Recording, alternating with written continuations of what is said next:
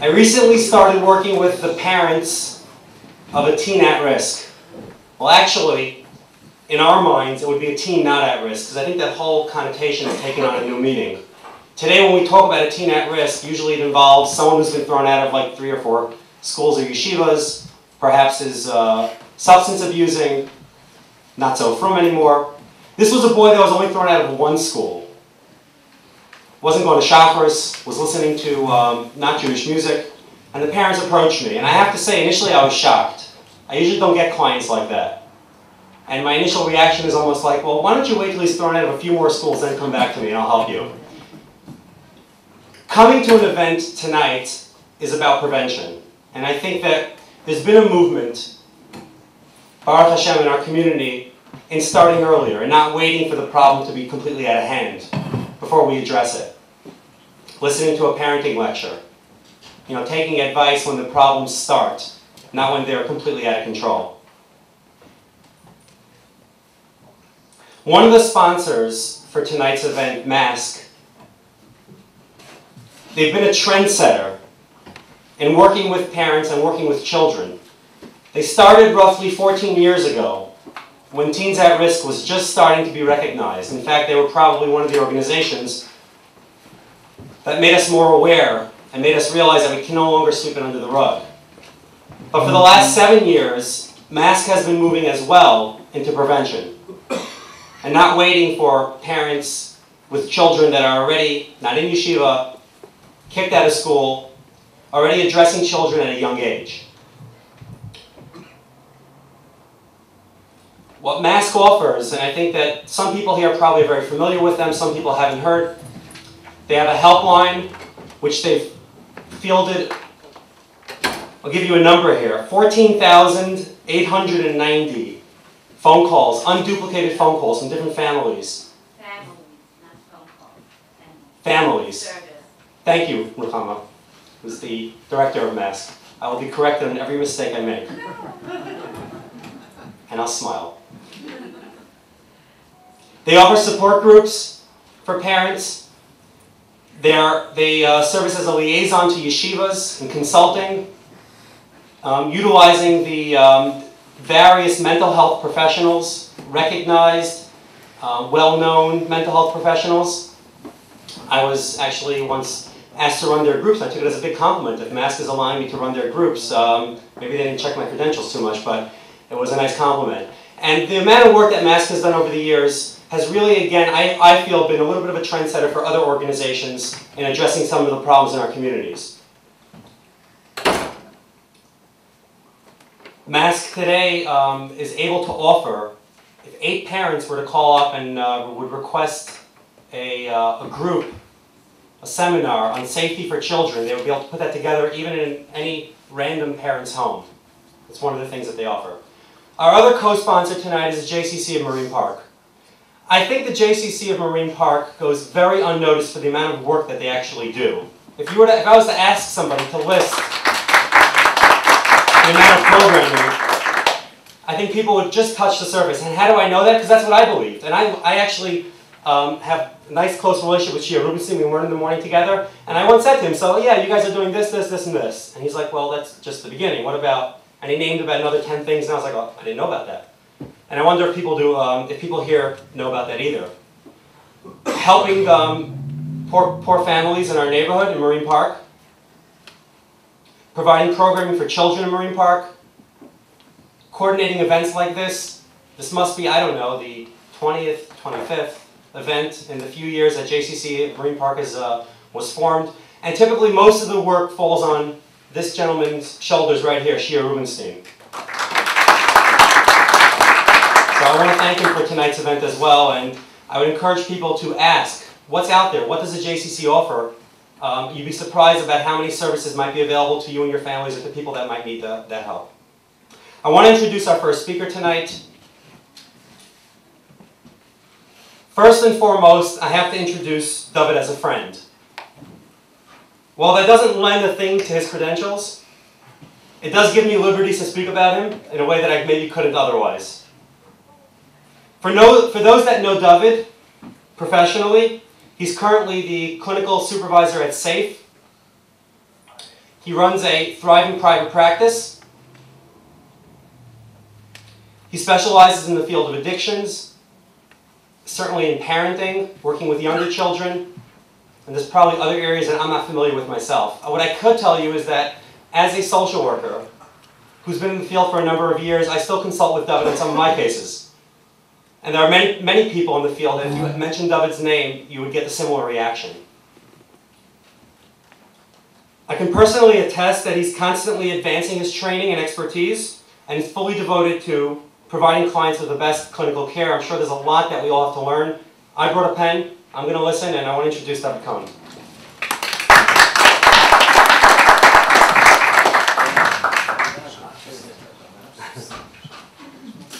Thank you. Good evening. It's a pleasure, it's an honor and a privilege to be standing here in Marine Park.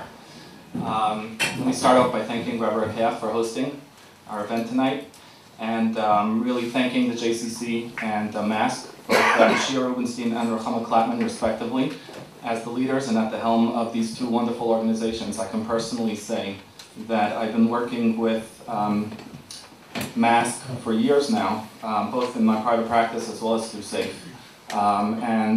MASC is led by somebody that's truly, the word that comes to my mind is tireless, and it's the same word that I would use to describe Shia in all of the work that he does here in the community as well. Two very tireless individuals who are always involved in helping. So it's really an honor to be here and to be part of this. Also, as a very proud member of our community, and as a parent, a fellow parent of the community, this is the second time that I'm speaking. The first time was many centuries ago in Marine Park. We actually had an ashay, where there weren't that many shuls yet in the neighborhood, and there was a sisterhood.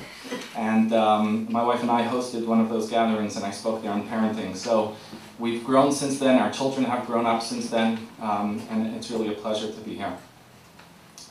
I heard a great line.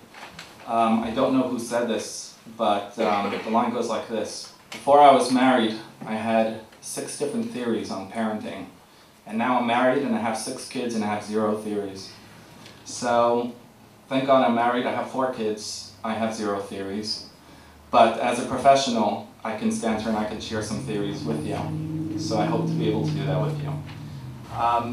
The Gemara says, Chazal bring down that as parents we have a job. We have a job to teach our kids to swim, to teach our kids a parnasa, and to teach our kids a trade.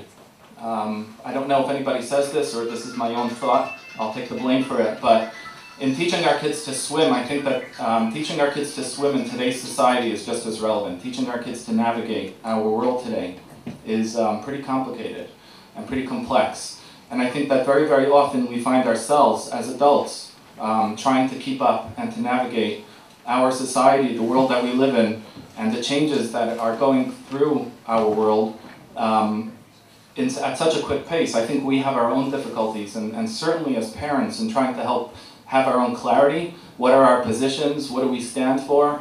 How do we give over ideas to our children? What do we want them to understand? And having clarity about those positions is very, very challenging. I fully appreciate that as a parent as well. So I'm hoping that today our focus will be, for my part certainly, about focusing on the job that we do as parents and some clarity, maybe some theoretical approach to what it means to be a parent and what it means to have a family, and some ideas, some practical ideas that could come from that. I heard it said over from the Lubavitcher Rebbe that he said that parents should spend a half hour a day studying parenting methodologies. That's a pretty astounding statement. I could certainly say as a parent I don't have the time to devote to a half hour a day of studying parenting.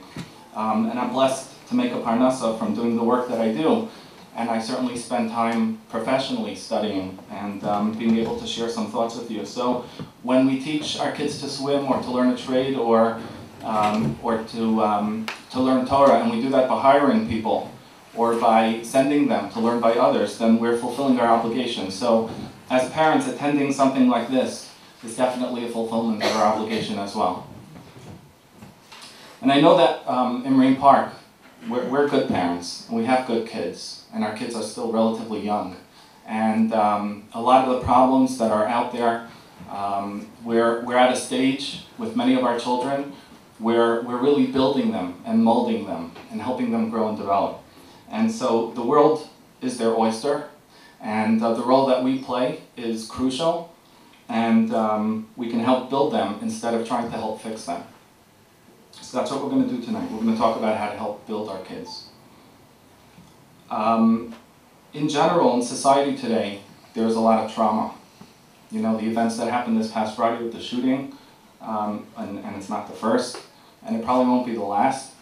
And society's really grappling, you know, what does this mean? What are the messages that we have to take from it? And the truth is that the Jewish nation is a nation of trauma. We're not strangers to struggle. We're not strangers to challenge. The Holocaust isn't that far behind us. And yet, with everything notwithstanding, as Jews and in the modern society that we live in, we're very devoted. We're probably more educated as parents than many generations before us, much more self-aware about ourselves as individuals, perhaps than many, many generations before us. And so I think sometimes it's very easy to point out the flaws or the things that we still need to work on, but it's also at least as equally important to point out our strengths and to approach this from a strengths perspective. And the interesting thing is that prior to about 1990, all the information that we had about parenting came about through studying problems and pathology. And then in about 1990, this think tank developed. They're called the Search Institute. They have a website. I strongly, strongly would encourage everybody to check out their website. I'm not an employee of theirs, I don't get paid for this plug, but I love their work, and I'm going to borrow very heavily from a lot of their research tonight. And the Search Institute wanted to really come up with a framework for how to build children, how to develop healthy individuals. And so they approached it from a strengths perspective. What are the positive attributes that we need to help develop in our children? So we know about the challenges in today's society. We know about the things that we struggle with individually. What do we do with modern technology? What are our positions with cell phones, with internet? What do we do with the fact that our children are bombarded by exposure to the media, whether it's overt sexuality, violence, just crass and insensitive treatment of each other as a human race, and how do we protect our kids? So the Search Institute came up with this idea that the more we develop in our children positive traits, and I don't mean traits like just character traits, I'll explain in a minute, the more likely we help them grow up as healthy adults.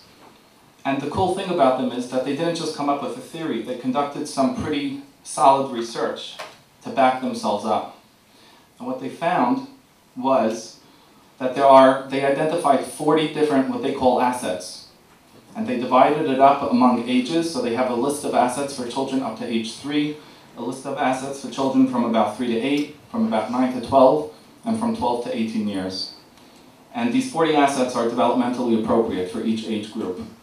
And then they did research and they found that the more assets a child has, the less at risk they are in developing promiscuous behaviors growing up, in developing violence, risk first dropout from school, all the things that we typically would identify, drug and alcohol abuse, all the things that we typically associate with at-risk behaviors.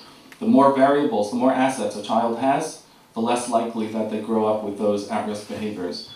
And they found conversely that the children that grow up as healthy adults with leadership skills, with healthy internalized values, also have more of those assets. So there's a direct correlation with the more of these 40 developmental, that's what they call them, the 40 developmental assets, the better off our children will be. And they divide the assets into 2 general categories, internal and external assets. So for example, some of the things that would go under external assets are things like support, family providing support, positive family communication, other healthy adult relationships, having a caring neighborhood, a caring school climate. These things are like obvious once we point them out, but these are things that have been shown. The more of these factors, of these variables in our children's lives, the more of a protectiveness, the more of a protective armor we're providing them with. Boundaries and expectations, what are the boundaries in our family, what are the boundaries in their school, what are the boundaries in the neighborhood, What are the role models in their lives? Are there positive peer influences? So these are some of the examples of external assets. And then they also have another about 20 internal assets. So for example, motivation to achieve. Children should have an internal drive and desire to do well and to excel. Engaging in school, being successful in school, being part of school, being an active school member, school student, doing their homework, bonding in school, reading for pleasure. As someone who can say that they have some real expertise in prevention, I helped develop a curriculum for kids from 5th grade through 12th grade. We have an actual curriculum that's delivered in many different schools that's about developing life skills. So ultimately it's about prevention for at-risk, for the children growing up with at-risk behaviors, but really it's about emphasizing strengths and healthiness. And one of the things that we know from prevention research is that when kids like to read, it's one of the most important protective factors in predicting their future health. And then there's positive values like caring, equality and social justice, integrity, honesty, responsibility, restraint, planning and decision making, interpersonal competence, being able to be socially appropriate and socially effective. So these are just some examples. I don't want to go through all of the 40, just to give you a little bit of a flavor of what I mean when I talk about these 40 developmental assets. And then the really neat thing is that the Search Institute came out with more recent research in the past year or two, and they found that they can also come up with family assets. And they have a list of about 20 different assets, approximately, for families. And I want to spend some time going through these assets with you tonight. And I want to share with you what are the variables that it takes to be a healthy family. What are some of the practical ideas that we as families can institute in a very practical, manageable, realistic, day-to-day way. What are some of the things that we need to be aware of that are challenging for us, for all of us? And to know the importance. I saw a great quote. Try to see your child as a seed that came in a packet with no label. Your job is to provide the right environment and the nutrients and to pull the weeds. You can't decide what kind of flower you're going to get or in which season it's going to bloom. So, that's one of the challenges that we have as parents is that the temperament of our children really vary from individual to individual. We know developmental psychologists have identified about 9 different variables from basically newborn that we can identify our differences in us as individuals. Things like the energy level or the activity level of a child. How persistent are they? Do they persevere in an activity? How distractible are they? How easily distracted? What's their response to new situations or new people? Their adaptability, their ability to be flexible and to adjust themselves to new situations. Their mood, their intensity, their sensitivity, and so on. So there's these 9 different variables that really demonstrate that each and every single child is an individual. And Chanoch Lenar Al Pi Darko, each and every child needs their own approach. But as a family, what are the universal ingredients that we need to know about that can really help us? So I'm going to focus on some of that research with you tonight. So family assets are the everyday things that families do to be strong, even in challenging times. They're the actions that we take to build healthy relationships and healthy family members.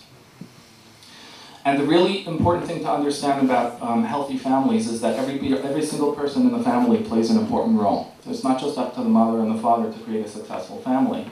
It's up to the mother and the father to help the children understand that they're also part of creating a successful family.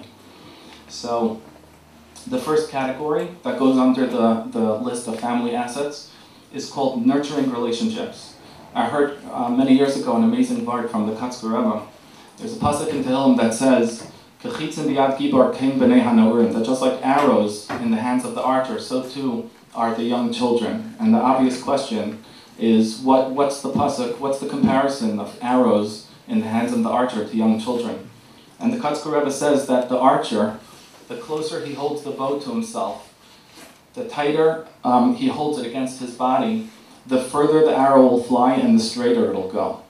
And that's how we have to be as parents. So nurturing relationships is where families know that they're stronger because they have healthy relationships with one another. When I say family, I mean between husband and wife and between parents and children. Families that have healthy relationships means that the families are communicating openly, that they demonstrate affection openly, and support each other. So show family members that you care in little ways. So find a new, small, but visible thing that you could do to show other people in your family that you care. Slip a note, a surprise note for your spouse, as in I love you. Send a surprise note with your kid's lunch. And this is just for the moms, but for the fathers too.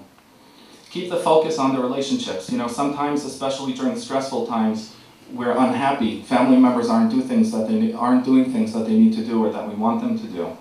And you may have to confront the problem and you might have to deal with it.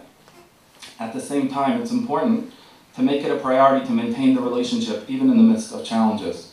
One shouldn't go out the window in that moment. I think that during stressful times, it's even more important to be mindful of the relationship and to keep that as part of the feeling, of the atmosphere in the room. Talk about the everyday stuff every single day. Don't wait for important conversations to have good conversations with other people in your family. Find time to talk together every single day. Ask your kid, for example, what was the best question that you asked today? Or what was the high and the low point of your day? My oldest is on to me now, and he comes over to me when I come home and he looks me right in the eye and he goes, so how's your day? And the first, I get so taken aback, my initial response, I don't even know, my hand starts racing, like how am I supposed to answer this kid? And at the same time, I'm so proud that he's tuned into this. Ask other family members about the things that they really enjoy or the things that they're into. So whether it's music, whether it's cooking, whether it's a hobby, be a good friend to your family member. I just recently called my Rebbe. He was making a wedding for one of his children, and I couldn't go. We were going away on a family trip. So I told him that I'm going away with my family for a little bit of a Hanukkah vacation, and he said to me, your children should always feel like you spend more time with them than you actually do. And I said, okay, and I kept on talking, and he stopped me. He said, no, you don't understand. I'm giving you a bracha. I'm blessing you that your kids should always feel like you spend more time with them than you really do. And really what he was saying was the idea of quality over quantity. That in today's times, we live in a society where we're busier than ever before. And I don't see it getting better, in terms of the demand on our time. And I think one of the most common questions, one of the most common answers that people will give when you ask them, pick one thing that you wish you can have if you could have it besides money, would be more time in the day. But if we're able to take the time that we're spending with our kids and we're able to focus on that time being quality time instead of quantity time, then we're on the right track. Make family meals a priority, especially on Shabbos. Don't take that lightly. Make the Friday night and the Shabbos morning meal be a highlight of our time together. Plan regular family fun nights or family meeting times. One of the things that I'm a big fan of, I've never heard a parent come back to me who's instituted this and told me that it hasn't made wonderful changes for them, is father-son or father-daughter breakfast time. Once a week, taking out one of your children for breakfast, just you and your child, and no distractions, no cell phones, no agenda. It's not the time to give mussar or to talk about the test they just flunked or the subject they're struggling in. It's just time to bond and talk about whatever your child wants to talk about. One of the things that we know from developmental research is the role that mothers play in the moral development of their children. Now obviously, we know that the mother plays a very important role in the development of her child. What I think is a little less intuitive is how important the role is of the father also in the moral development of their children. And that the more involved we are as fathers and as parents, both mother and father, in the moral development of our children and not leaving it up to the fact that we're just all from Yidden or that we just send our kids to yeshiva so they're just going to automatically grow up to be good moral people. I think that's a mistaken assumption to make. It becomes our duty, but also our opportunity to really play a very, very crucial role in their moral development. Keep track of the commitments that you have for your family. There are apps today for our smartphones that are family calendar apps where The family shares a calendar. Everybody has access to the family events. And everybody gets to see what everybody's schedule is.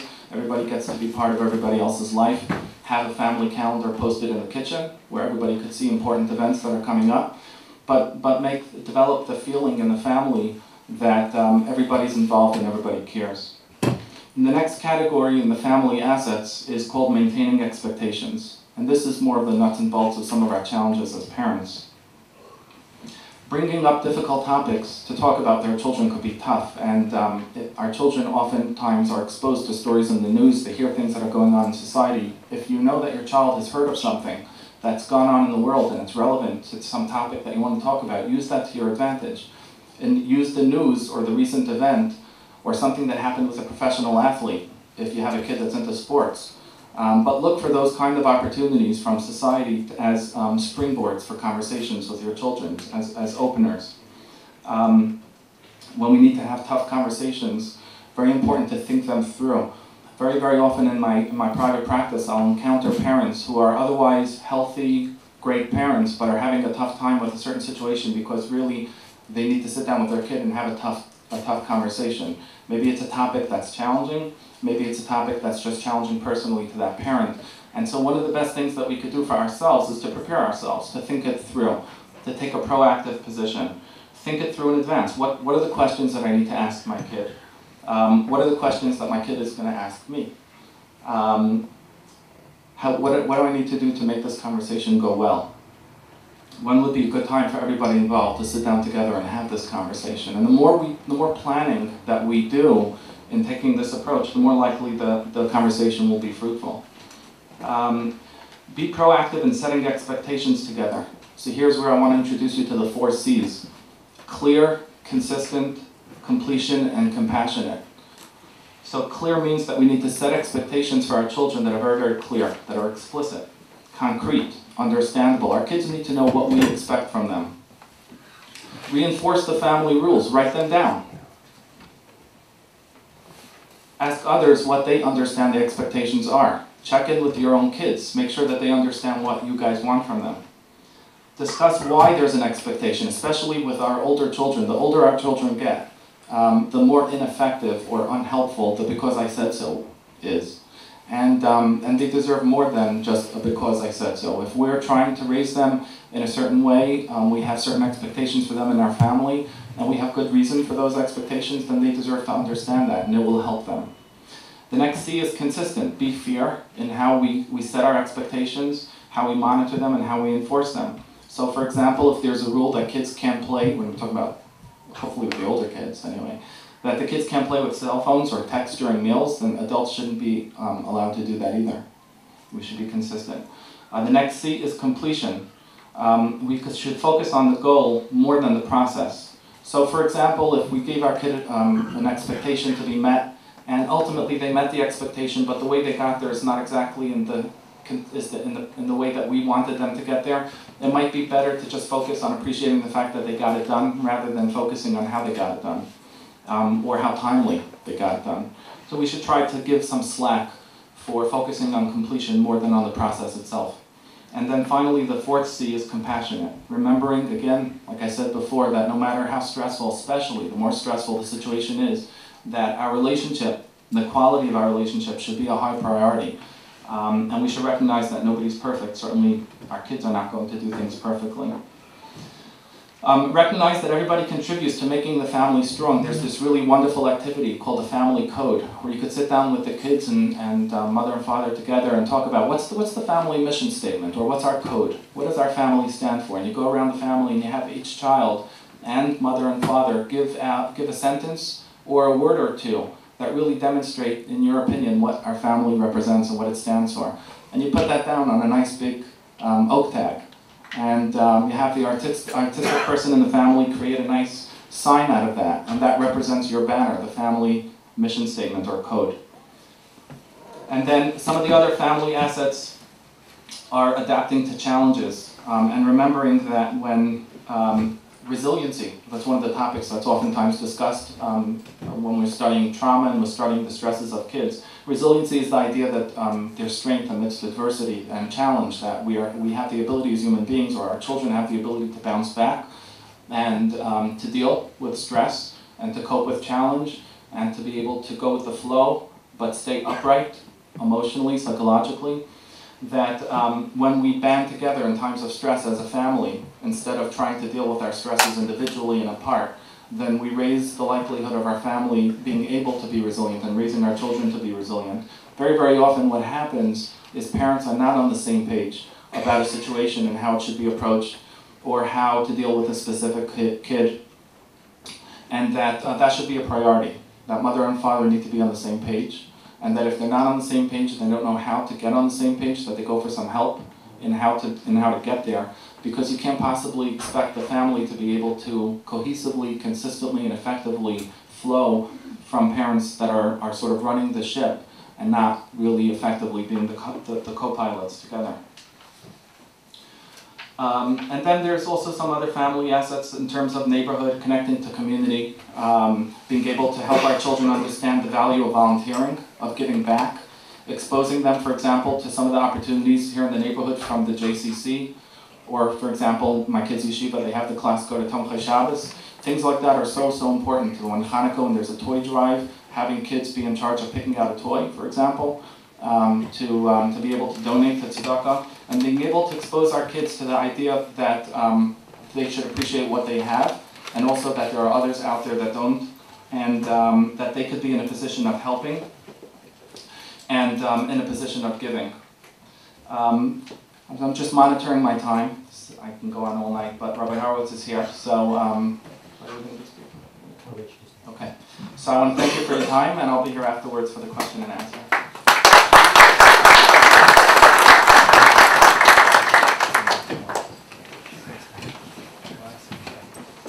Thank you, David. As I said, I took notes. I like a lot of the ideas. One of the most challenging things for me about being a social worker or mental health professional is when you're out in public and your own children start throwing tantrums, and people who know you are kind of looking at you, okay, let's see what the expert's going to do now. And what the expert does, at least this expert, is praise. Please stop. I need to have a parnasa. If you don't stop and I yell, I'm going to lose all my clients. A lot of the suggestions that David gave, I think, are really helpful, and hopefully, Mitzvah Hashem, I'll try to implement some of them.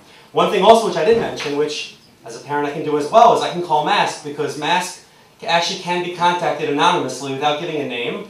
I don't have to be embarrassed. I might change my voice for Chama so you don't know it's me. And say, when your child is throwing a massive tantrum in Toys R Us and wants 8 toys and you can afford about 1, what do? How do you disappear? Besides for that, I wanted to mention as well that for tonight, for those that don't know, that after the talk is finished with Rabbi Horowitz, and after the question and answer forum, which we're going to have afterwards as well, people have a chance to ask questions to Rabbi Horowitz and to David and to myself. People are entitled to take a book, and the suggested, by Ruchama, there's a table that has a number of different parenting books, all, really well-written books. The suggested donation is $10, but please feel free to take a book.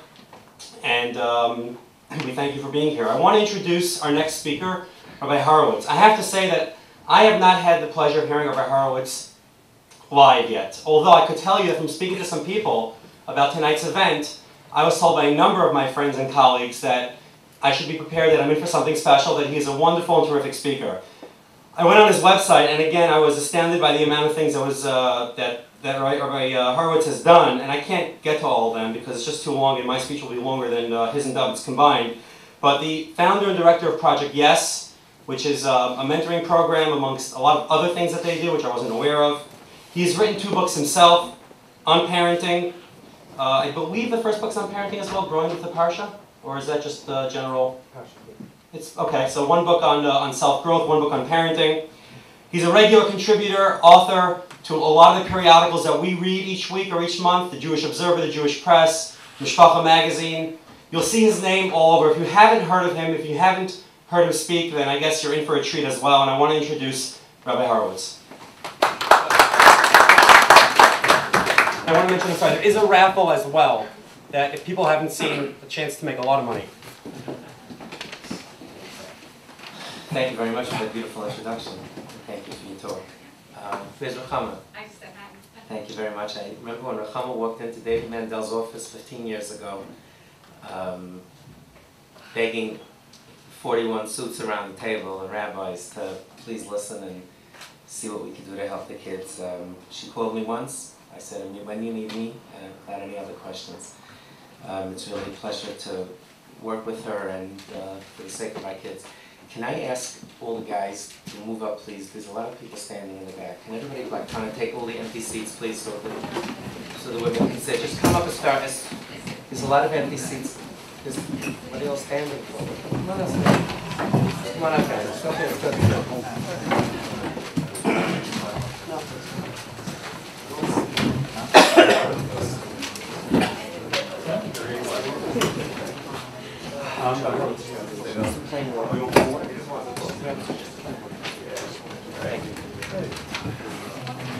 Okay, good evening, everyone. I hope you find the time enjoyable and helpful. There are seats open, ladies. Whatever, I'm not getting involved. Okay, whatever you like it. Thank you so much. Yeah.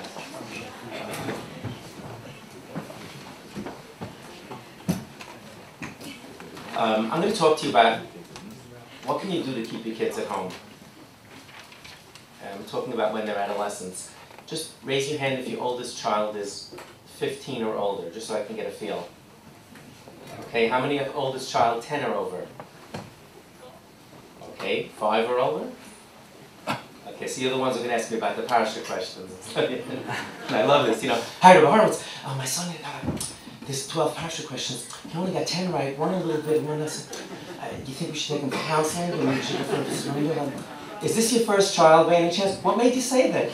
Just a guess. I'm sorry, a little joke. Okay, let's get started. Your children, Dr. Twersky, I heard Rabbi Shia Twersky, one of my real heroes.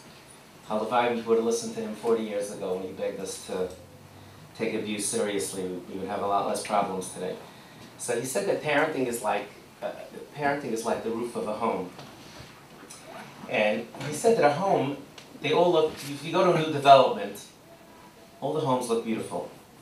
He says when the first storm hits, I mean I shouldn't say the word storm around here, but you know, when a minor storm hits and it starts raining, then you figure out if they made the roof properly. And the truth of the matter is that whatever you're doing, if you do have young children, what you're doing is you're really setting the stage for adolescence, when the kids grow and find their own lives and make their own futures and do their own thing. And that's it's a very stressful period if you haven't been there yet.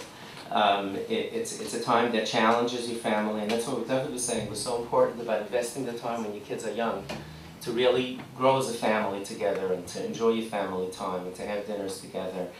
But what I'm going to talk to you about is how to make your house a fun place so that your kids want to hang out there.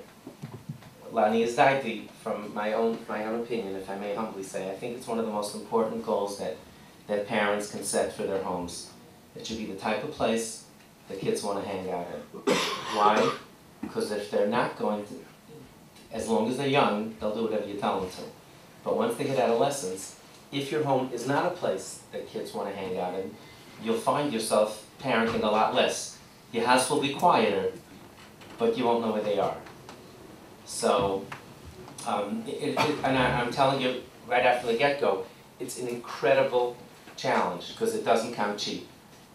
You wind up giving up your menuchas nefesh, the quiet level, you give up your cleanliness, you give up your privacy, you give up your night's sleep. It's a very different experience if you have the type of home that kids hang out in. But the bracha is that, you know, when your children are and you get to parent them and you have a real handle on things, which I think is so important today. It's been important always. You know, everybody's all bent out of shape about the internet, and it is a very big challenge. I absolutely, it certainly is. I'm not minimizing it. But every generation has the challenges. You think it was easier 4 generations ago on the Lower East Side when parents didn't speak the language and the kids did. And we've always had, and in Europe during the Haskalah, there were always challenges. Everyone had challenges. This is ours. You know, we have to deal with our own, but ultimately parenting is the key. And by parenting, what David was speaking about the type of relationship, to try to set yourself up would your child come to you if they had a problem? I did a study, a very informal study, in 1998. It was shortly after I started Project S, and I was in Camp Rayam for the summer, and it was just 2 nights before, 2 more days left to camp, and I said, you know, I have all these subjects around me, I have all these teenage boys, let me do a quick study, I'd love to find out what's going on. So I quickly wrote up a 2-page questionnaire with basic questions I wanted to hear from the kids. And the questions were, what are the biggest problems facing kids today? I took the 5 most common things that parents call me about. My kid's not davening, what should I do? Bad friends. Gives me an attitude, whatever the issues of the day were. And I said, what would you suggest? What would you advise parents to do if the kid's not davening? If the kid, by the way, bad friends, they all said just forget it, over, don't even bother. That was the only one that they said, just tell the parents to just lay off, it's not going to help. I mean, by the way, if you, during Q&A I can give you some tips, but that was just almost universal. Now, one of the questions that I asked them was, you're about to get into trouble, to whom do you turn for advice? Okay, you're about to get in trouble, you're about to do something wrong, who do you talk it over with? And aside from the 40 or so staff members in camp that I gave the questionnaire to, I spent a little time, I went to a learning camp that had, you know, all the best Bachman in Lakewood, and I went to some of the places where the kids hang out, where there were kids from homes who were no longer observant. I really ran the gamut. So, anybody want to guess the #1 response? I'm about to get into trouble, to whom do I turn for guidance? #1 response was? Rabbi. Friends. Friends were 2, very good. No one. Who said no one? Go to the head of the class, very good. Parents were 4. Parents were number 4. 3 were a friend, a Rebbe, not a friend, like a mentor, somebody older, a hip Rebbe that gets it. And 2 was friends. 40% of the kids wrote no one. I'm sorry? And I asked them afterwards, after I read it, I scanned the paper, and I said, so tell me why. And the answers that I got to those questions are really, I encourage you to think of those. You know, we all want our kids to talk to us, but that comes with a price too. That means you have to be tolerant. It means you can't freak out when they tell you things you don't want to hear. It means that you have to really listen, you have to pay attention. Yeah, and you know, all of these things, all the values that you want, and you really, none of them come cheap. And the kids were saying things like, my parents are going to judge me, they don't get it. Why should I disappoint them? One of the kids, it was just adorable. One of the kids said he had to have been very significantly at risk. He said, anytime I tell my mother something, she goes like this, and takes out a tillum. I promise you. He said, what should I aggravate her for, Rebbe? There's nothing she can do for me. Like, I love her. Why should I upset her? And by the way, I humbly suggest that you tell your children, if there's something going on in your life, write it down. If you don't, it's okay, you can call me, pull it out of your pocket, take out the smartphone. But really say something like, if there's something going on in your life, I want you to tell me even if it's going to upset me. I really encourage you this. I can't begin to tell you how many young couples have very, significant shalom bayis problems or other things or worse. And I asked them, so what do your parents say? Oh, they don't discuss it with them. So and then you have the specter, chas v'shalom, of something significant like a trauma, like abuse or something like that. And an open relationship with your kids where you can discuss things, you tell them, I really encourage you to say this. If there's something going on, if there's something that's in your life that's upsetting you, please tell me. I want to know even if I'm going to be upset. So those barriers to discussion with children, if you're going to judge, or if you don't get it, or if you're going to criticize them or punish them, you're just not going to get, you'll get, how's your day? Fabulous. Okay, great. Line up with everybody else. So I'm going to talk to you about home life, and I'm going to build on some of the things that David said, and we'll both be glad to take your questions. I'm going to speak probably for about, let's say, 15 minutes or so, 10, 15, 20, and then, is that right, Gia? and then I'll take some questions. For the last 3 minutes, 4 minutes, I'm going to speak to you about child safety and what are the things that you could do at a very practical level to keep your children safe from abuse and from predators.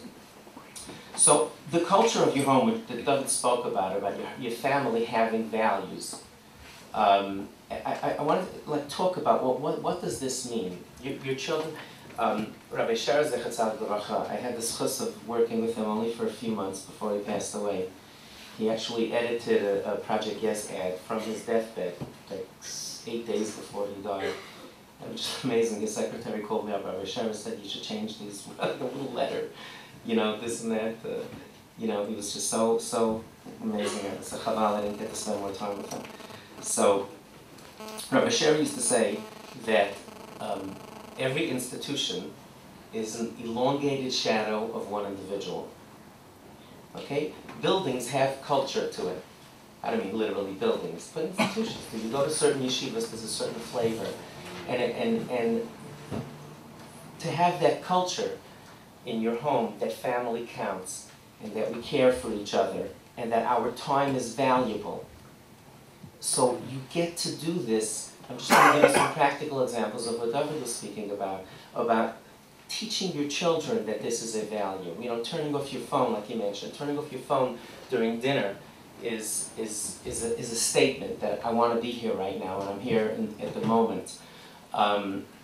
If you're interested, there's some really great research by the Center for Alcohol and Substance Abuse. It was started by a fellow named Joseph Califano, and he was a cabinet minister under Reagan, and he was trying to figure out how to lower drug use. And they did some really great studies, not in Camp Reagan. You know, they had like 1,000 people with all kinds of, you know, double blind, like the whole spiel. But one of the things that they discovered, what stops kids from getting into trouble? And when you deal, like Rechama and I, you know, you deal with at-risk kids, you know, everybody's a maven. Nebuch, when there's a problem, anybody can tell you exactly why it happened. The only problem is when you put a few of them together in a room and you listen to what they say, it sounds like a great debate. You know? Listen, he's one of 10 kids. His parents couldn't look at him. What do you expect? He's an only child. His parents was his father's a Rosh Hashiva, you know, impression he's on that. Tata's an Amuditz. You know, so like the parents are loaded, they're rich, so of course he's spoiled. There's no parnasa at home, right? So it sounds like a great debate. Everybody has their own spin on why. So they were saying, so what is it that makes you know, and what they discovered year after year is that involved parents who knew what their kids were doing, who were involved in the children's lives. The research showed that they were 1/4 as likely to get into trouble as parents who were hands-off. Mm-hmm. And they actually asked them questions. If you're interested, I think it's CASAColumbia.org. Just do a Google search for Center for Alcohol and Substance Abuse. They did some fascinating studies, and some of them actually became public ad campaigns. You know, parenting to anti-drug or dinners. They discovered that families that have dinners together more than 6 or 7 times a week had virtually no drug use, no matter where they were. It means the families that sat together at dinner. And I know you work in the city, I imagine, I saw that crafts.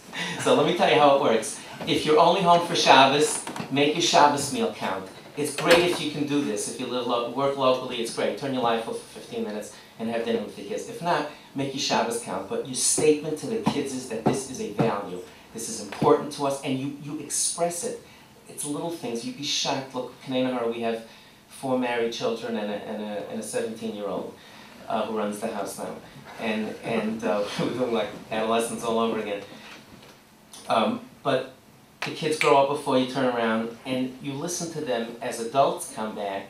And my wife and I always look at each other and say, oh my God, they listened. You know, you hear back some of the things. You hear some of the things that you stressed with them. And the centrality of family, we're family. We celebrate things together, we mourn losses together, we comfort each other when we go through difficult times. The kids really pick up on this. I'll tell you just a couple of small things that I did at home. We have 2 boys, 2 girls that are married, and so they were all within 6-year periods. The boys hit adolescence a year or 2 after the girls. So basically all 4 became teenagers like at the same month. I'm sorry for those of you who are going through it. I was just like, it was just a girl like us. We had 4 cars. I was constantly hitching because I never got to have a car. The cars were always like no gas. I used to leave Post-its on the dashboard of the car. E does not stand for excellent. So you have to have a sense of humor. You have to roll with the punches. But the boys were away for 4 weeks, 6 weeks, which don't get me started. I don't get that whole thing, but they didn't get to see each other as much as I wanted to, as I would have liked them to. So what I started doing, first of all, when all the kids were home, I would really spring for a fancy bottle of wine. That was don't ask me why. I just said I wanted them to know that it was valuable to me. So if, instead of whatever it is, we bumped up 10, 15, not like Jerry, but we had so another thing I started with the kids, guys, I don't want to get you in trouble, but when the children were all home, again, they were all adolescents already, and our 17-year-old at the time was like 5, 6, she was giving the kids dating advice, she was like, listen, he's growing up in a house of adults. But I used to have, if they sat with each other, if they sat and enjoyed each other's company, I would clean and serve and clean off the table. My wife and kids sat at the table, and I did everything. I did not let any kids, I didn't let my wife get up, I didn't let the kids get up. I said, as long as you're talking and you're enjoying each other's time, that's my contribution to your family time. It also, I have ADD, I couldn't sit still that long. It was a whole different thing. But really, it was a statement that I made to them that this is valuable, and I'm putting some skin in the game. True story, our oldest daughter became a Kala, and many years, 8 years ago in her, and somebody said you look young. and what we did was, my wife and I were sitting at the Ofruf. It's like the regular stuff that everybody fuss and says, I told, so before our son-in-law got up, I told my wife, I said, Udi, I wonder what the sentence is going to be. It's like everybody gets one sentence. Like in the Geffen, the Schwer, the Maiden, I knew there would be one personalized sentence. I was just curious to hear what it was going to be. So I said, but a great historian said that, when presidents are in power, they get billions of words written about them. 30 years later, all they get is a sentence. Right? Truman dropped the bomb, Roosevelt is depression, So what's your sentence going to be 30 years from now? That's the question. That's really what it's about. Start thinking now. What do you want your kids to remember? What's the sentence of your family going to be? And that's really, you get a chance to do it now while your kids are young. So our son-in-law did the whole, the whole spiel. And he said, let me tell you something about that. Okay, here it comes. He says, I want to tell you, the first time I came over for supper, this is a true story. He said, the first time I came over for supper, he says, we were all sitting at the table, because everybody was there, and he said, the phone rang. So he said, 5 kids, 2 parents, everybody looked at the phone and went back to eat. And then the phone rang a few minutes later, and everybody looked at the phone and went back in. And he said, I was dying to get into the car to ask Leah, if they're picking up the phone, if you're looking at the phone, pick it up. If you're not looking, ignore it. What in the world is this all about? So he discovered on the way home that when I started Project S, there was so much, I put in a 3rd line just for the family. So we have elderly parents. So line 3, we used to pick up during supper. And he was saying that how nice it was to him that nobody, and like we automatically, nobody would dream of picking up a phone during dinner. But this is something that you as parents get to set the culture. Try to be positive. If you're interested in doing some homework, there's a fellow named Gutman who did some great research on families. Nice Jewish boy. He did some research on families and what makes, he made quite a bit of, lots of headlines in the 90s, I believe it was. He said that he could predict with 90% accuracy which couples are going to divorce. And he hooked them up to, stuff, and he used to ask them questions. He had I'm sorry? Gutman, not Gutman, yeah, no. I said, what did I say? Gutman. Perfect. Thank you. Thank you very much. So what he discovered was, in his research of families, he discovered 2 things that spoke to me anyway. There are many others. Feel free to, he'll get you the right spelling. You can look it up. What he discovered is that one correlation between the strength of the families is the families that had positive comments to negative comments. He actually had researchers mark down when any parent said something, was it something positive or something negative? and he discovered that great homes had a 5-to-1 positive to negative ratio, and some homes had as much as 1 to 9. 1 positive comment for every 9 negative comments. And what happens is, as parents, we think that our job is to correct kids. That's what our mission statement is. So, like, you think I actually did, when I first read it, I was still an 8th grade Rebbe. So I went into my classroom, I took a clipboard, and I said, let me see how I'm doing. And it was pretty lousy, I gotta tell you. What happens? I think about it. Kids come back from recess, or they're coming in the morning. There's 24 boys. 20 of them are doing exactly what they're supposed to. They're sitting in class, they open their notebooks, they're ready to go. So who do I talk to? The 4 boys. Why aren't you? Okay, it's just our nature. So just think about that. Another thing that he discovered was that healthy families repair damage. All families argue. Whatever. If you don't, you're a tzaddik, that's a Davis. Families go through difficult times. Good marriages don't come by themselves. You have to really, really work on it. But he discovered that the families that were solid spent time repairing. They argued, but after they argued, they realized that there is a time that you need to repair. You have to really put your mind to it. There was trauma in our marriage right now, and we're going to spend some time working on it. I encourage families, parents, spouses, to be affectionate to each other with some adoration. But really to be affectionate to each other in front of your children, especially when you quarrel. Think of what it looks like to a kid. You have the yeshivas that learn Parshas HaShavuos, like they learned the beginning of the Parsha. Noach, he built the teva was up there, and then Friday comes. Next week they start from Lech Lecha. Where did Noach go? We never finished the Parsha. They're like, where is he? So you have an argument 9 o'clock at night, the kids are up, and everybody's upset, and you're storming around, and you're getting all upset, and the next morning the kids say, hey, having a coffee, hi. What happened in between? The kids say, what? Hey, that's not bad. Let them see an apology, let them see that you're holding each other's hands, it's good. I was always held my wife's hand in front of the children at the Shabbos table or whatever it is. It's very important. It's good that the children should see that you love each other. Another idea, try not to go to sleep angry if you can do this. Really, if you're newlyweds, it's a good time to start. If not, try it. Really, that doesn't mean that you don't have disagreements, but what it means is that you set it aside. I really would encourage you, if you can do this as a family, to try to think about setting a rule that you don't go to sleep angry. Again, it doesn't mean that there's no issues. You may have substantive issues at 12 o'clock at night. It doesn't mean it's a mitzvah to stay up till 4 in the morning to settle it. But you say, time out, I love you, sweetheart, go to sleep, we'll talk in the morning, with one of your children especially. And it works. We don't think our kids are listening to us, but they really do. And I'm embarrassed. I still remember, we did this, my wife and I, we really made this up during Shabbat, so we're going to try not to go to sleep. That was 32 years ago, not to go to sleep angry, and we got this going with the kids. And I messed up once, and one of our children, I forgot. We got into a little quarrel, and stuff happened, and they went to sleep. And I lived to be 180. I'll never forget the look on his face in the morning. He says, "Tati, you said you would never ever do that."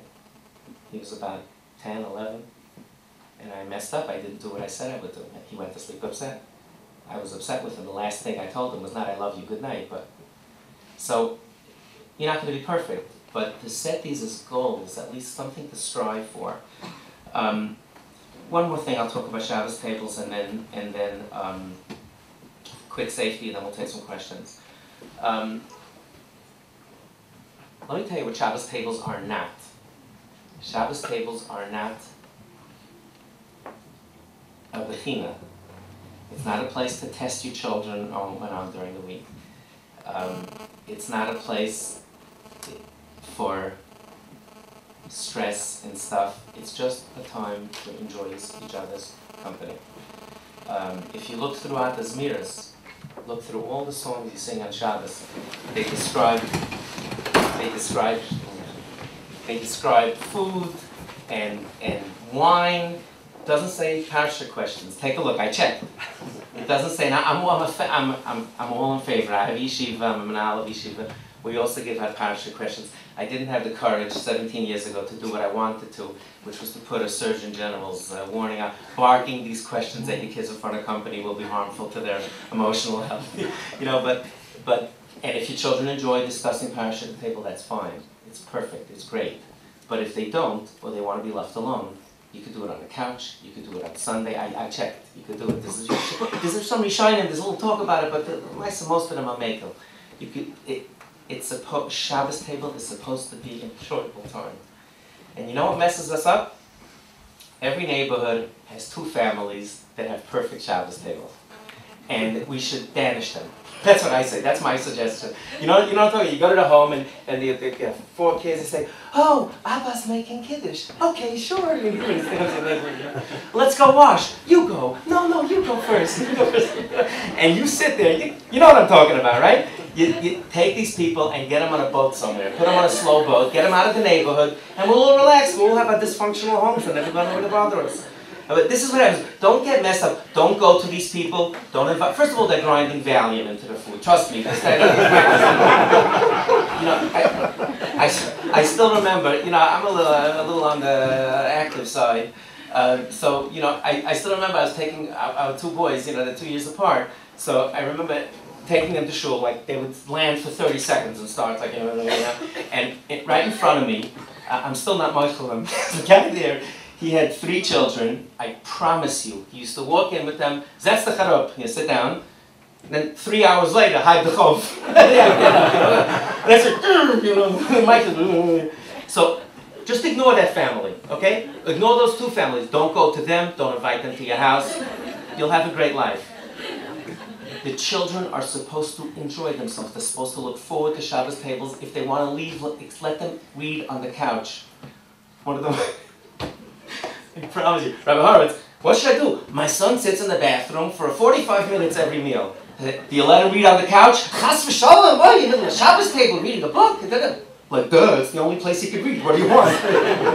The kids get it, you know? So, you know, when our children were young, you know, what we used to do, again, everybody do your own thing, but, you know, when the kids were really young, we did not eat. We used to sit, because, you know, we had young kids.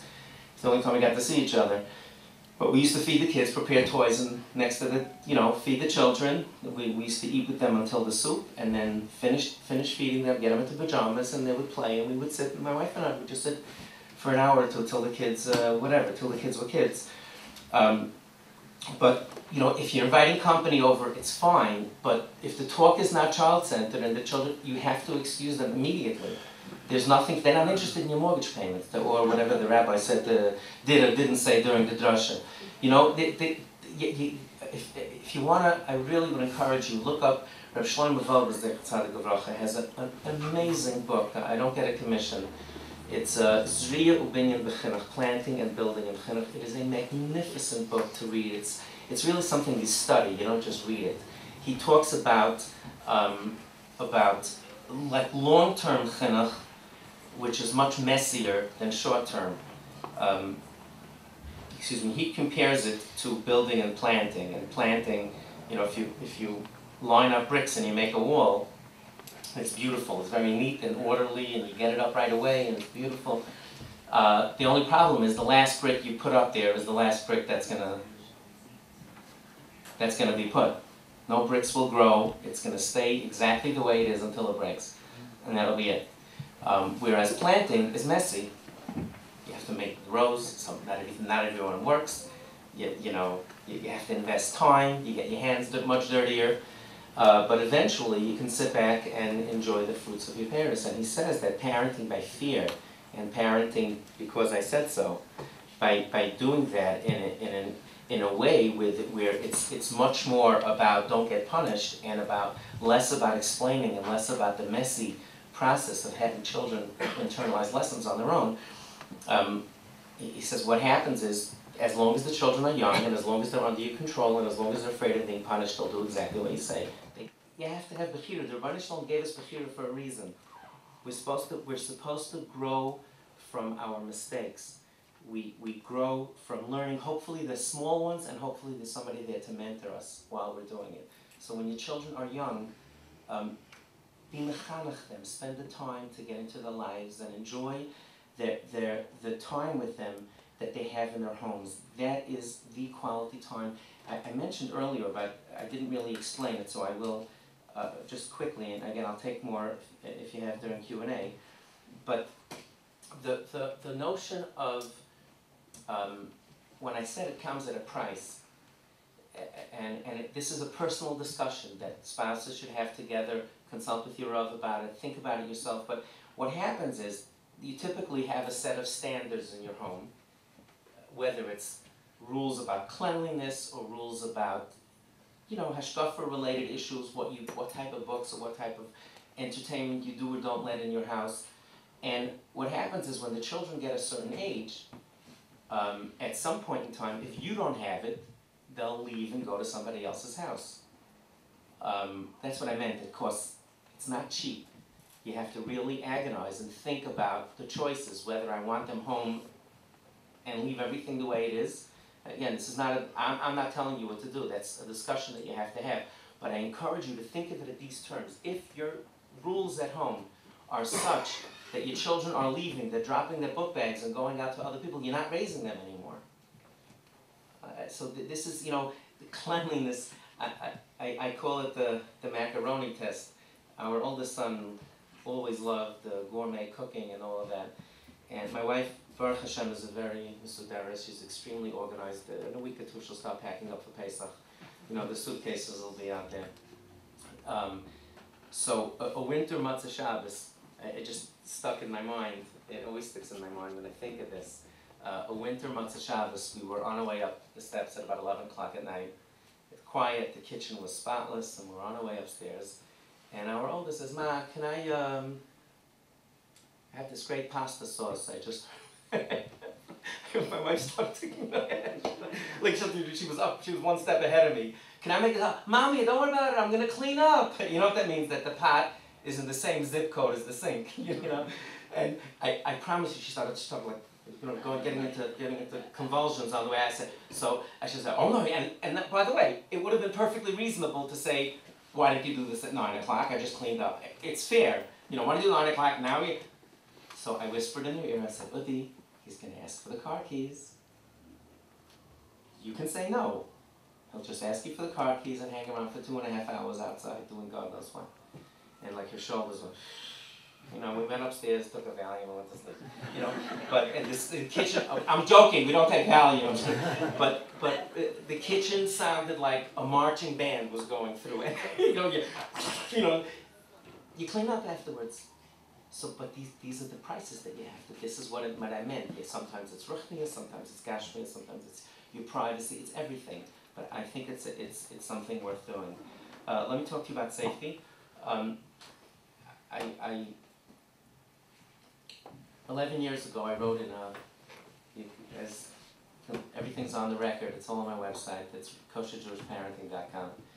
About 11 years ago, I started connecting the dots that the biggest reason kids were going off the derech was because they were being molested. I got very strange looks from many people, including my closest friends, but I didn't let it faze me much. I just went on and kept talking about it because I knew it. Those of us, myself, those of us in the field know it to be true. And 3 years ago, we decided to do something, me and Project Yes, we decided to do something to try to create materials to help parents have these conversations with their children. So all I can do is someone who has had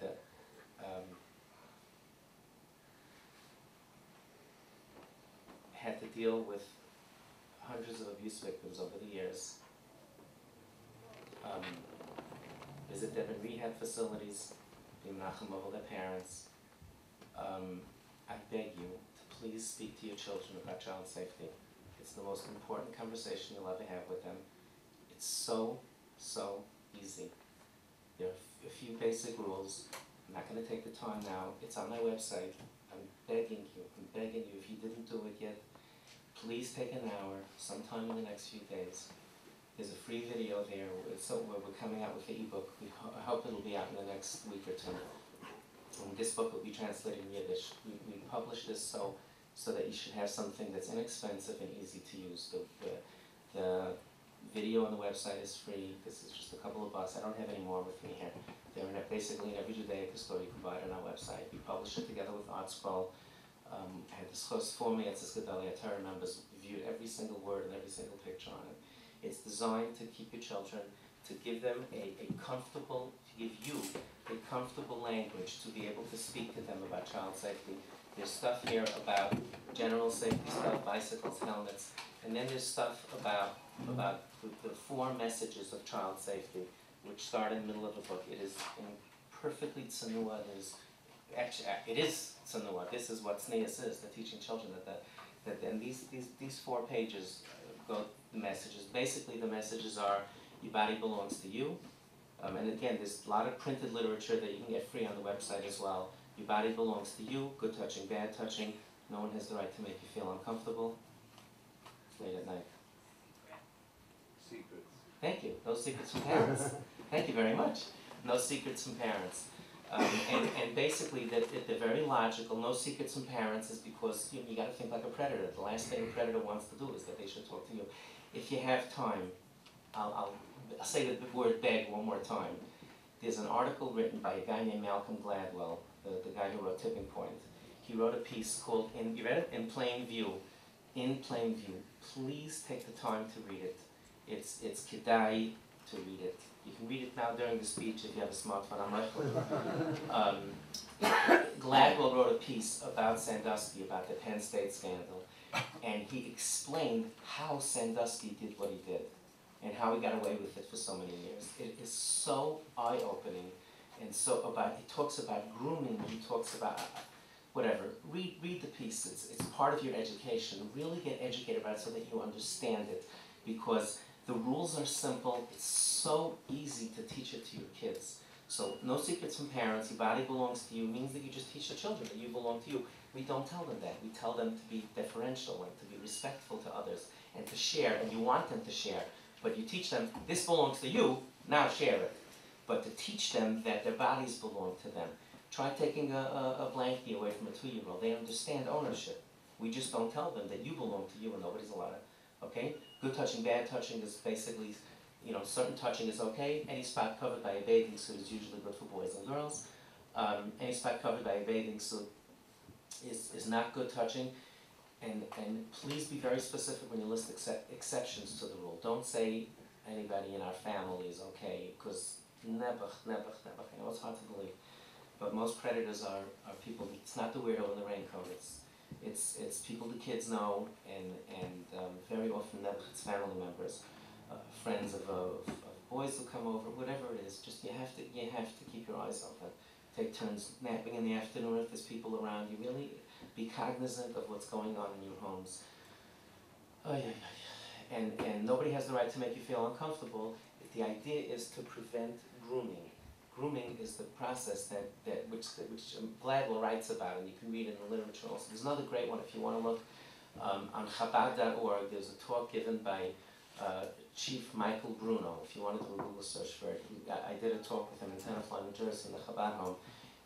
Forget me, you heard him, I should be already. He's magnificent. He explains a lot of other facets of child safety. Michael Bruno, Chabad, it'll come up right away. And the idea of grooming is that the predators very brilliantly and in an evil way gradually encroach on children's space. And Gladwell and other, you can read this book by Salter, there's some good books that you can read about it. Sometimes they groom kids for 2 years before they molest them. And it's chilling how brilliantly evil some of them are. They'd go and, let's say for example, they would do an innocent touch on an arm, let's say, and then do a shoulder. And they would do a number of children, and some of it, they describe the way, not Sandusky, but someone else, some other people that they studied, they would go back to the homes just to bump into the mom at practice or something else to see if the mother would say, hey, you were touching my son's shoulder, I didn't like that. And if they said that, that's it, that family was safe. And then he went on to somebody else. And then he would gradually move. So the idea is that this is the most important thing that you can that I encourage you to think about as parents is this whole grooming idea. And the research shows that the children, there is this sort of a line that passes, a red line, where the kids don't even know what the research, never forensically, after the children are abused, they go back and look at it, and there was like a red line that was crossed sometime during that grooming process, and the kids kind of felt uncomfortable. There was no abuse going on, but the kids they felt just a little bit uncomfortable. The research shows that's the second to get out, not later when they're already in your space. I was doing a presentation to a group of very chashuv rabbanim, and to his great credit, Rosh Yeshiva, someone you would know, chashuv Rosh Yeshiva asked me if I could explain the grooming process a little bit better. Can I have you as a volunteer, please? I'm not going to groom you, don't worry. Come on up. What's your first name? David. David, come on up. So I'll show you what I did in front of a large contingent, a large group of... No, I asked them all mechila, they actually thanked me. Have a seat, please, David. Okay, have a seat. I actually did this in front of a lot of people. So the exercise is what I'm going to do with David is, if he lets me.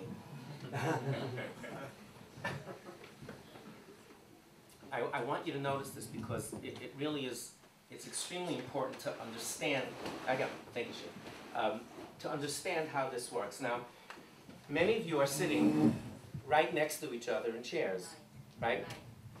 I'm sorry? The mic. Oh, thank you. Thank you, Rucham. Okay. Now, many of you are sitting literally right next to each other, and that's perfectly appropriate in a crowded room. Now, if you two were the only two people in the room, and you would sit right next to each other, the second guy to sit down, the first guy would pack out very quickly because it's like kind of weird. So it's context. Some of the things you can't define. If your child asks you, how close should somebody sit to me before, you can't explain it. It just depends. If the room is empty, this is too close. If it's not empty, okay, you go into an empty subway car. So you go rush hour, you can pick your feet up and you won't fall down. But if you go 12 o'clock at night and there's an empty car, again, sitting next to you. So it's your feeling that something is not right. So what I'm going to do, David, is we're going to make believe that we're the only two people in shul, let's say. And I'm going to start sitting, let's say, about 6 feet away, and I'm going to move my chair over to you. Imagine again, we're the only people in the shul, or there's a few others, there's just a minion in the shul, spread out. When you get a little uncomfortable, I want you to pick up one hand, please. When you get really uncomfortable, you pick up both hands. Okay, Dov, you good? Okay. Okay, here we go.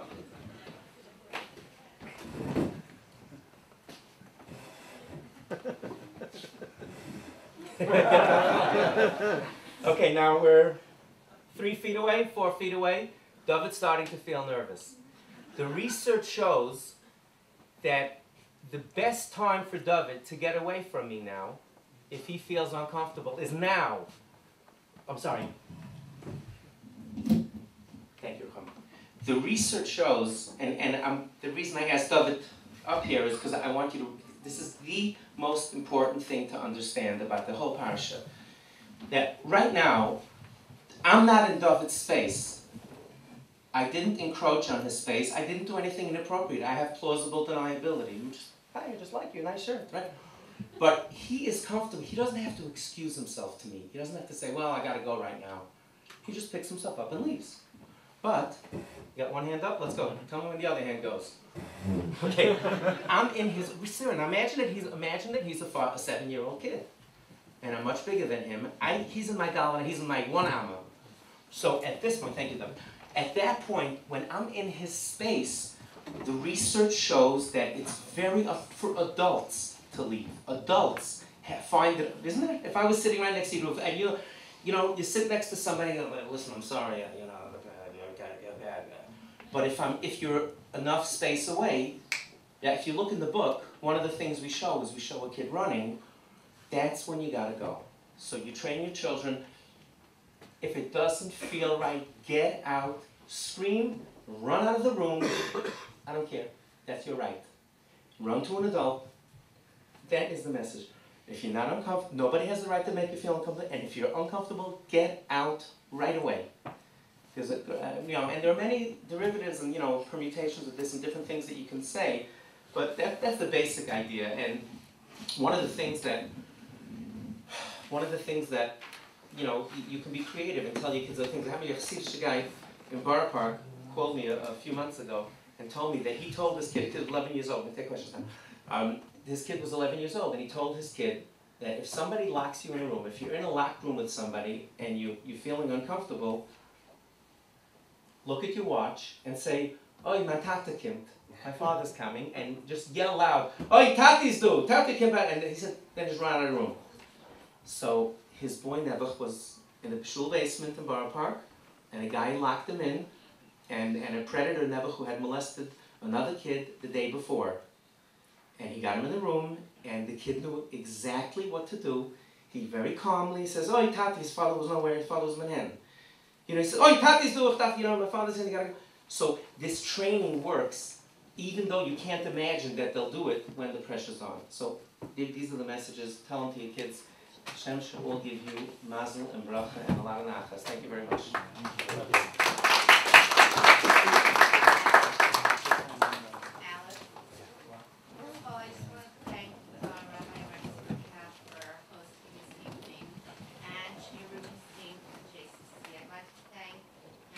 Rabbi Yakov Horowitz, thank you so much.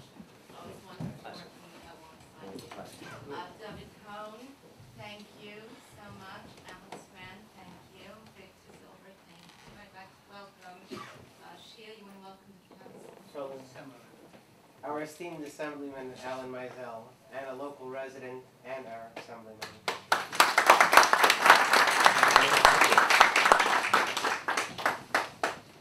I'm sorry I didn't come earlier.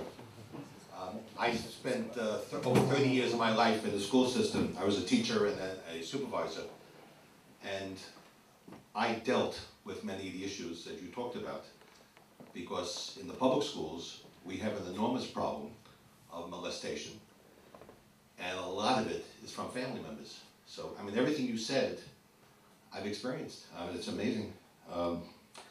Did anybody sit next to you on a bench?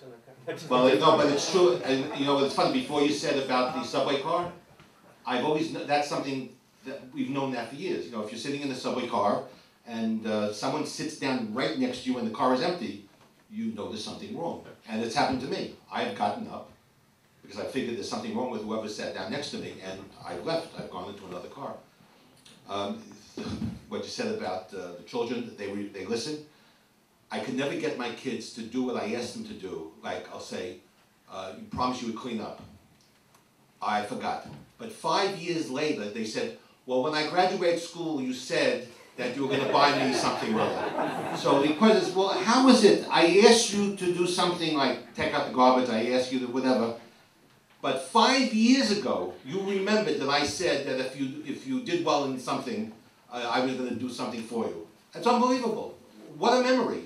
When did this long-term memory, short-term memory, terrible. The other thing I wanted to say is, you're 100% right. Never go to sleep angry with your spouse. I haven't slept in 25 years.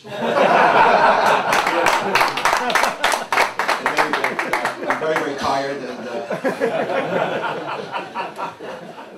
But this is, I'd love to talk to you, and if there's something I can do to help, please feel free to get in touch. Thank you. Like we said, people have a chance now to ask questions. For Rabbi Harowitz, for David, for myself, and please feel free, any questions that you want answered.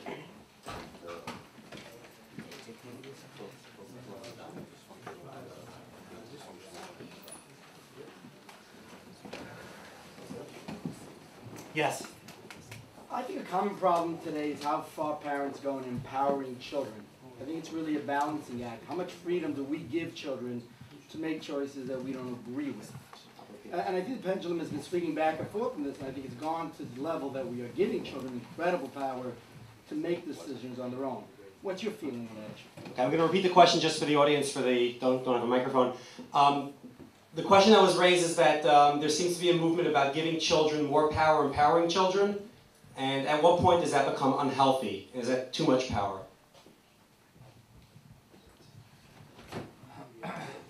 It's hard to answer the question. It's so general without getting more specific about the age of the child, where are they at developmentally, and what kind of issue are we talking about. But just some general thoughts about that is that the younger our children are, the more structure and guidance and of an authority we are and we need to be for them.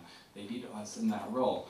And that the older they get, the more they need us to teach them how to trust themselves and to make their own decisions and problem solving. So that as time goes on and as they develop, it becomes more, not on everything across the board, it's a general question, but the general idea is that it becomes much more of a collaborative relationship, that we can teach them how to communicate, how to problem solve out loud, how to listen, how to take in feedback, how to think for themselves more critically, how to learn from their mistakes, like Rabbi Horowitz mentioned, and that as children get older, that becomes more and more necessary if we want them to be able to function properly as adults. So those are just general thoughts about that. Yeah, I mean, one thing I would just follow, thank you, David. One thing I would just follow on that is that the age at which children can do whatever they want and you'll never know about it has gotten younger too.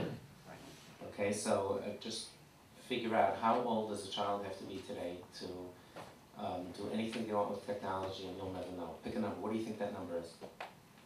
12. 12, 6, you know, whatever, you know, something like that. I'm saying it 12 for sure.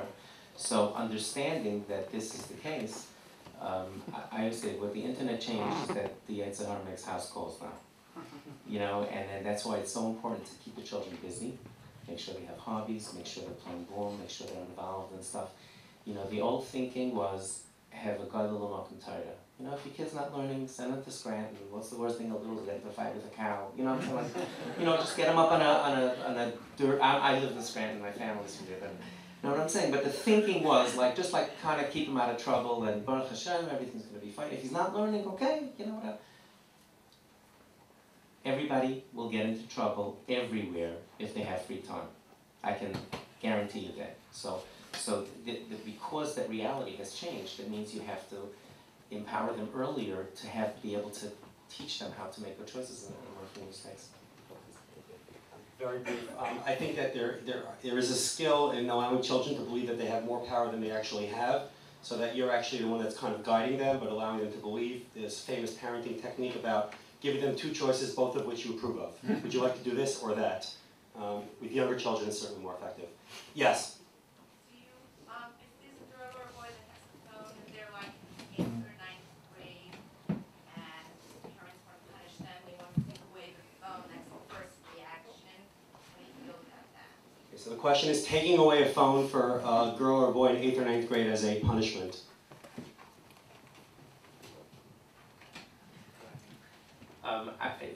What generally I would suggest that, and you might want to do some research, parents, you might want to look this up, the whole idea of a consequence as opposed to a punishment. A consequence is a logical outgrowth of what happened. A punishment has nothing to do with it. So you can take the same thing and make it a consequence. I'll tell you something I heard from Dr. Twersky Jr. I've been seeing, my dear friend. He said, if you look in Parshas Yisro, it's really fascinating. Yisro saw all these miracles and everything going on. He says, now I know that Hashem is the Rabban Shalom. What did he say? Because of Kriyas Yamsuf. The Egyptians got punished, mida k'neged mida. Why? Because when it's a mida k'neged mida, people can learn from the punishment or from the consequence. So if they did a chet with the phone, if they did something wrong with their phone, and if they didn't use their phone responsibly, I think it's appropriate to take it away. But it shouldn't be because it's the thing the kid wants most and they're going to scream most about. It's not. If it's not logical, try to do it in a different way. And let's say your kids are fighting in a family room. Go up to your room. Why? You're punished. But if you say, this is public space, everybody can play here. If you can't play with somebody else here, you have to go to a private space, which is your room.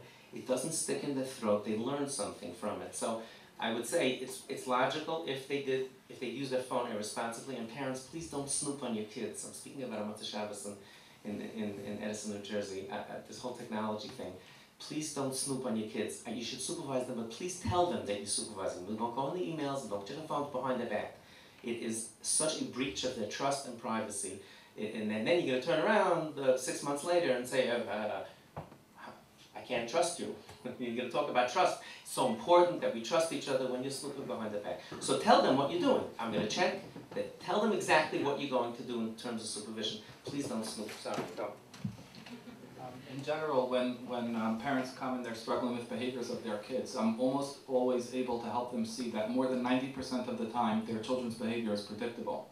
In other words, even when they act out, we can predict more than the majority of the times of what they're going to do or how they're going to do it.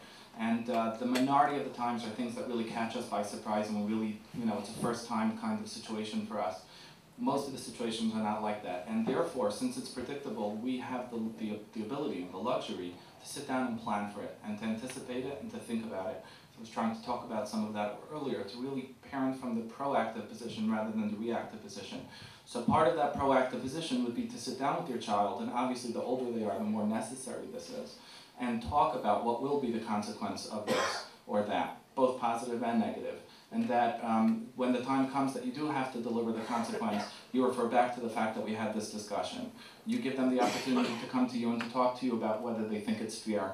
You'd be surprised. Sometimes when kids are older, they have a better idea of what they're willing to take upon themselves as a punishment, and they're willing to take responsibility when we give them the opportunity. We tend to put too much pressure on ourselves as our children get older in parenting, when it could be much less pressure on us to include them more in that process. Next question, yeah. So we understand about consequence when a kid does A, you do B kind of thing. What happens when the kid is disrespectful or doesn't listen to you, not just not listening to what you say, but to your face, kind of gets angry, throws tantrums? How do you deal with that? Okay, so the question is that sometimes there's a specific behavior that warrants a specific consequence, but what do you do when the behavior is just outright chutzpah, outright disregard for what you're saying? Anger, basically. Kids and adults get angry and go bananas when they feel, generally speaking, when you feel powerless. That's when you melt down. You think about it. If you're in control, you generally don't go overboard because you feel that you have. So sometimes saying things like, you can get angry back, and then you just. So sometimes just gently reminding them, use your words. Let's say an expression like that. Use your words very calmly. Use your words, and teach them how to do it. You assume that children know how to do certain things. Most of the times they don't. Why don't you make friends in school? Why can't you clean up your desk? Some of them don't know how. You assume that they do. Most of them don't. But they don't. They might not know how to make a friend. They might not know how to teach dissent. Do you teach? I always encourage parents to teach their kids how to argue with them. How to dissent respectfully, and you give them rules. I'll give you 3, let's say. No raising your voice. You can't tell me no. Tell me why it's important. Let's say you make any rules you want. So if you say you got to be home by 10 o'clock, oh no, I can't. No, sorry, raise your voice. Then don't go north. Go back. In 3 minutes you can come back again. You're in control. And then when they come back, you talk to them gently, and then they say. So what it sounds like, you're training them how to talk to you. If you're interested, there's a Covenant Foundation in Manhattan. It's based out of the Crown family in Chicago. We applied to them for a grant. They actually told us how to talk to them. It was so helpful. Tell me what you need. We should do this with Mishalach. It will be very helpful. Make like a little form. I'm serious. It was so helpful to me. They told us exactly how to talk to them. I tell us what the need is. Show me some research. Why there's a need. What are you doing about it? Why are you the best one to do it? They told me exactly how to talk to them. I knew what to do. I knew how to write it up. It wasn't far. So you tell your kids, if you want to dissent, and you say, it's okay, you think for yourself, it's fine. Soft voice, tell me why you can't tell me no. Those are just 3 examples, but pick any ones you want. Train them. You have to, you don't have to. I encourage you to think about it in terms of, I have a child that has a temper like most human beings do, and I have to train him how to do it. So by you being calm will help them be calm. And again, always try to think in terms of what they know that you think that they do. Okay? When I'm working clinically with younger kids, I have a lot of times I make things easy for them to understand that they need to learn therapy, and I make rubber stamps out of it. And then they're able to make all sorts of projects and internalize the message. So one of those rubber stamps is good voice and good words. so that you're teaching the kids from a young age about the idea of a good voice to use when you're speaking and also good words. By the time they grow up and they're older, a simple word or two is enough to get them to really be keyed in and to know exactly what you're expecting from them. Also, the other thing I wanted to say in response to that question about disrespect is that we as parents have to admit that we oftentimes get our own buttons pressed by our children's behavior, especially when we feel it's disrespectful to us or direct opposition. And as a result of our own buttons getting pressed, we lose our cool, and we're tempted to be reactive. And either we feel the pressure that we need to respond as parents and we can't ignore this, what can we do about this? Or we're just responding out of our own indignation. And it's crucial for us to be brutally honest with ourselves about that and to know that during that time our job is not to be parents, it's to collect ourselves. We're not doing our kids a favor and we're not doing ourselves a favor by parenting them in that moment from that place. We need to teach ourselves to have a cool-down moment if we want our kids to learn that they need cool-down moments too. Can I just jump in? Just one last thing. I would also encourage you as parents, if you the last thing before you blow it, just before you lose it. I found it very helpful with my talmidim, especially in children, to start with the question first, like, is there anything I'm missing? Or like, is there something I don't know? Like, why are you raising your voice? And maybe let them explain. Is there a reason? Are you upset about something? Is there something? True story. This year in my yeshiva, I was walking the halls the first day of yeshiva, 20 minutes into school starting, right after the summer, and I hear a young kid singing from the bathroom, from the washroom, after he used the facilities. He was sitting washing, singing "Happy Birthday" at the top of his lungs, and I said to myself, "What? Come on, wait till the first recess break, get away." So I was going to go over, then I was an 8th grade, I taught a base class for 15 years, I was after my chasana, so, I was used to, I trained myself to always ask, is there anything I'm missing? So I called the kid, I said, yes, somebody's birthday today, something I'm missing here, but anything I need to know? And very respectfully, I said, anything I need to know? So he looks at me and says, yeah, well. I said, why were you singing, why were you singing Happy Birthday on the first day of yeshiva? He says, he walks me back inside. There's a note posted by the nurse, wash your hands with water and sing Happy Birthday, as long as it takes to sing Happy Birthday.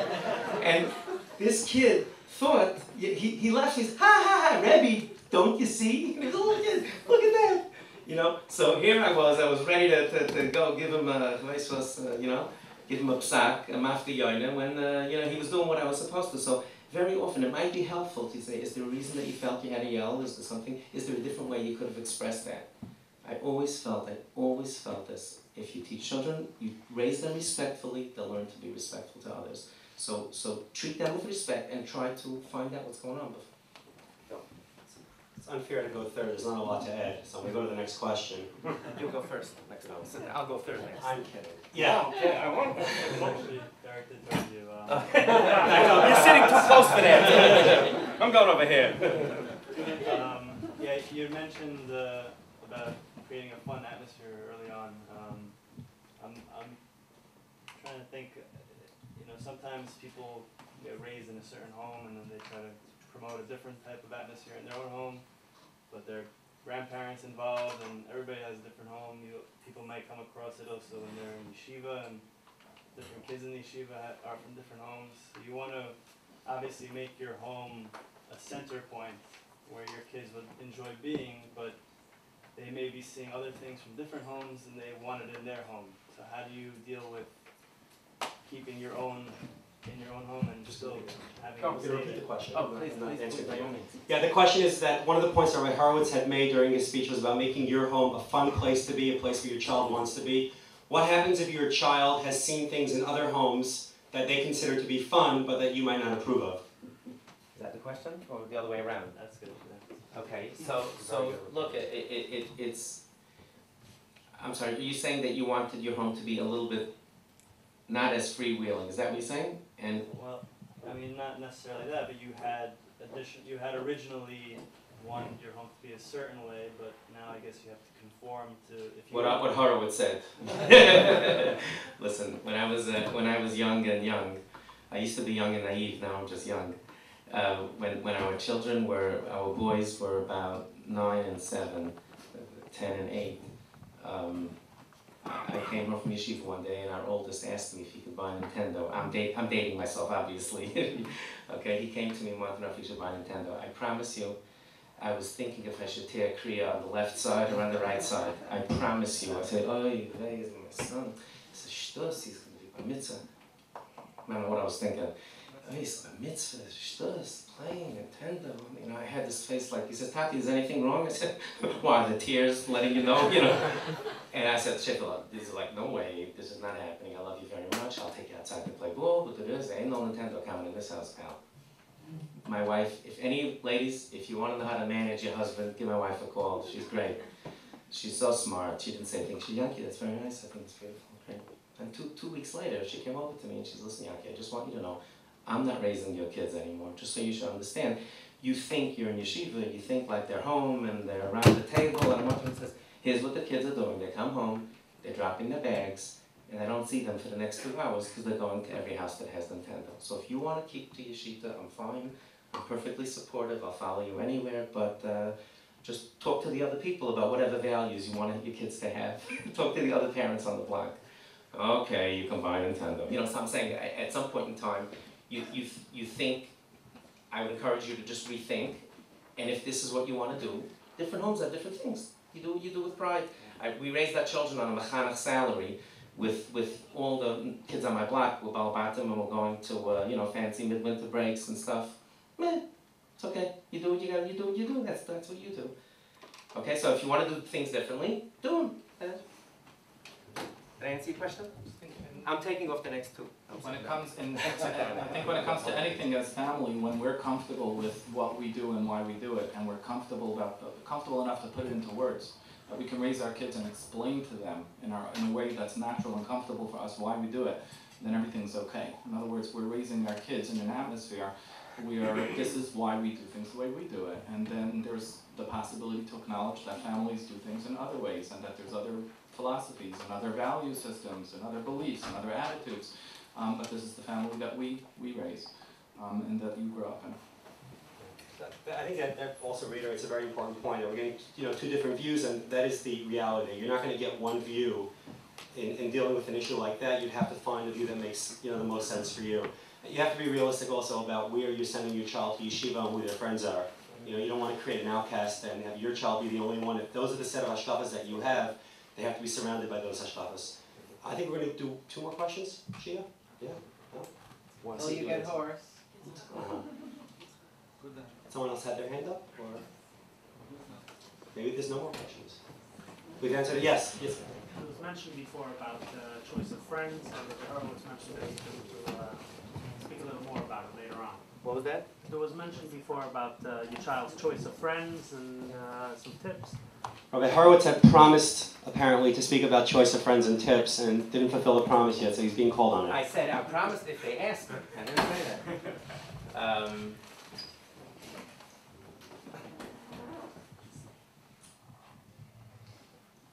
During adolescence,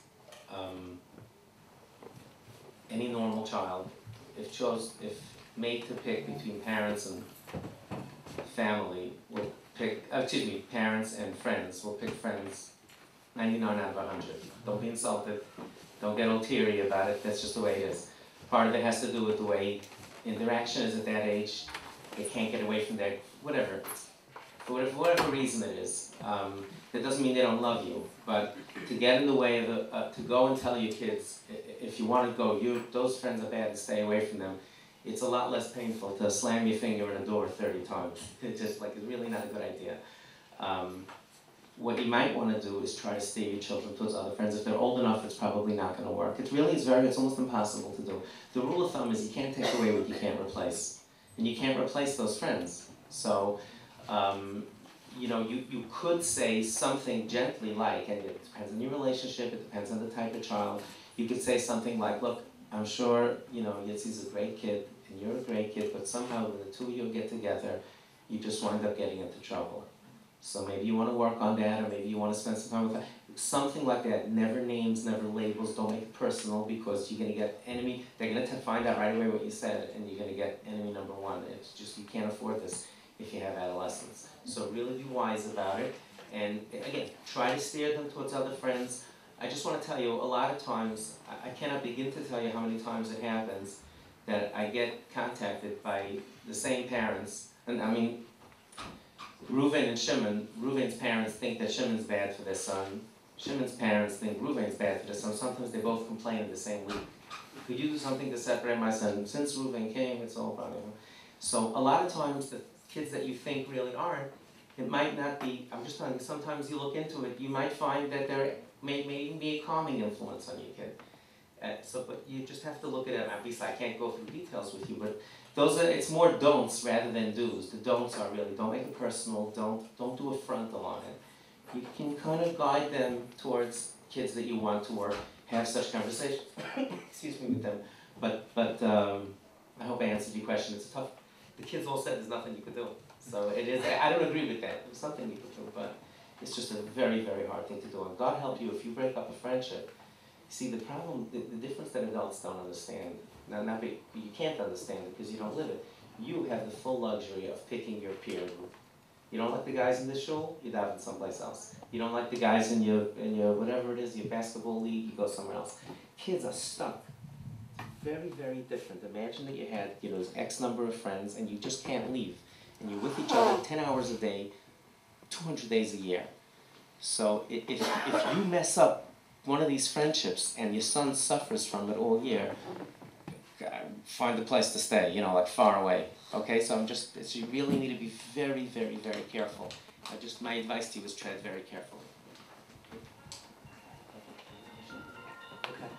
Okay, so I think we're going to wrap. I want to add one just very brief point. I think we have to. We're in a shul. We're talking about parenting, and in Binyan Israel, Sefer Revolbook, and all this farm, tefillah is if not 50% or 80% of siyata d'shmaya that we need. So we need to remember that as well. Children have bechira. Esav was born from wonderful parents as well. Are we going to blame the parents on his poor upbringing? We're going to wrap up. I want to thank all the speakers that came. I want to thank Ruchama from Mask and Shia from the JCC for putting this together, or Rakaf and the Shul, and thank you all for coming. And again, everyone's entitled to a book on the way out. The suggested donation is $10, but please feel free to take a book. Thank you. Of course,